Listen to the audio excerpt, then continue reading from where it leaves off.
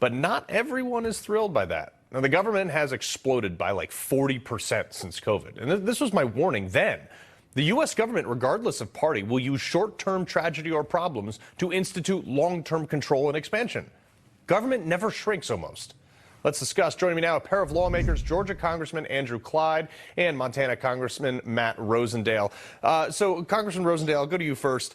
What do you think of this debt deal? Is it good? Is it bad? What's better? What's not so great?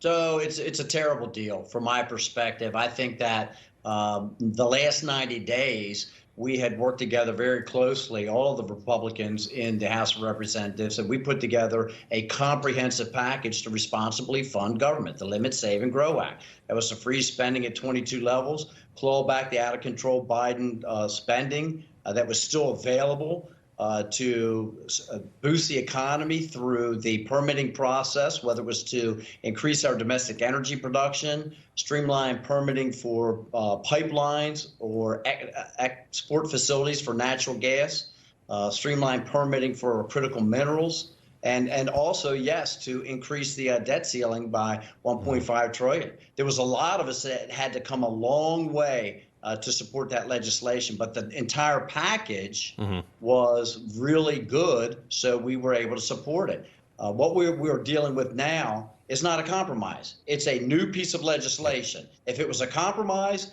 then it would be amended. It would be an amended document that came back from the Senate. Right. Well, Congressman Clyde, I want to show you another tweet from your House colleague, Congresswoman Nancy Mace, who says, Washington is broken. Republicans got outsmarted by a president who can't find his pants. I'm voting no on the debt ceiling debacle because playing the D.C. game isn't worth selling out our kids and grandkids. I couldn't agree more. What say you, sir?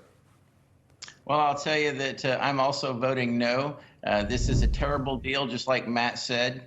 I mean, just look at the debt ceiling. Well, there is no ceiling, really. It's to infinity. Right. Spend as much as you possibly can from now until January the 1st of 2025.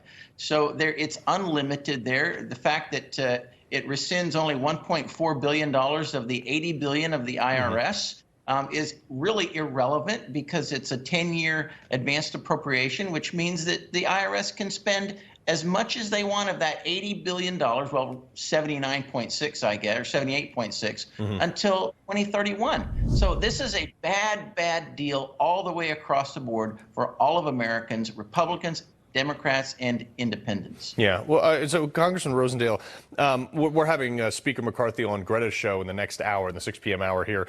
So I want to be respectful when I say this, but does this open the discussion for, some challenges to his speakership even?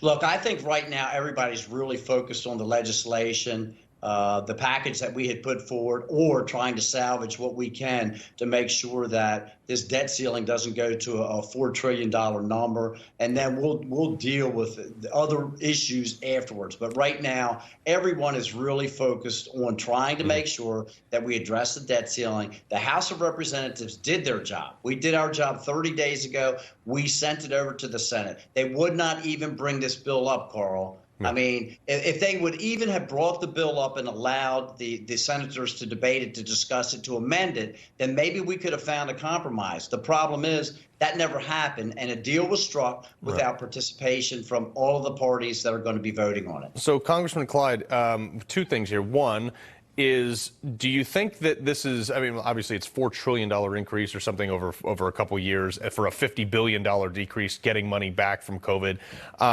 Do you think that this is dead on arrival when it goes to a House floor vote? Are there enough Democrats to overtake people like yourself who are voting no?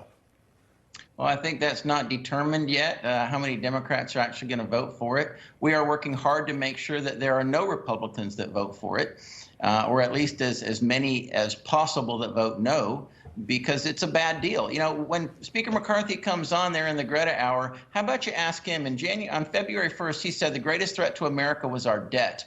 Well, here we have just agreed to an unlimited debt to infinity. So how about you ask him about how that is related to the threat to America? Congressman Rosendale, the next thing I want to ask is, right now, FBI Director Wray may be held in contempt of Congress. Real quick before we go, do you know what that entails, what's going to happen, how that process works out?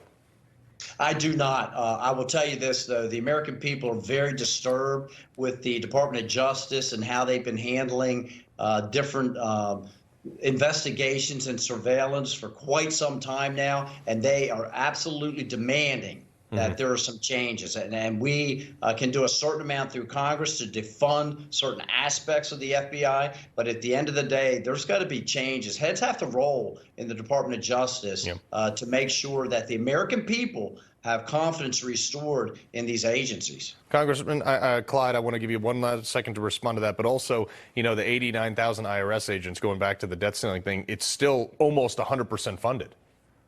That's correct. It is almost 100% funded. It's not going to make any difference until 2031 with the IRS. So, but to your point on the FBI, the names have changed, but the conduct has not changed. I think there is a critical,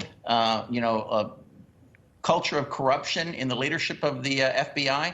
And I'm very, very happy that Chairman Comer is going to hold the FBI director in contempt of Congress, and I look forward to voting for that. All right. Congressman Andrew Clyde and Matt Rosendale, we appreciate being here.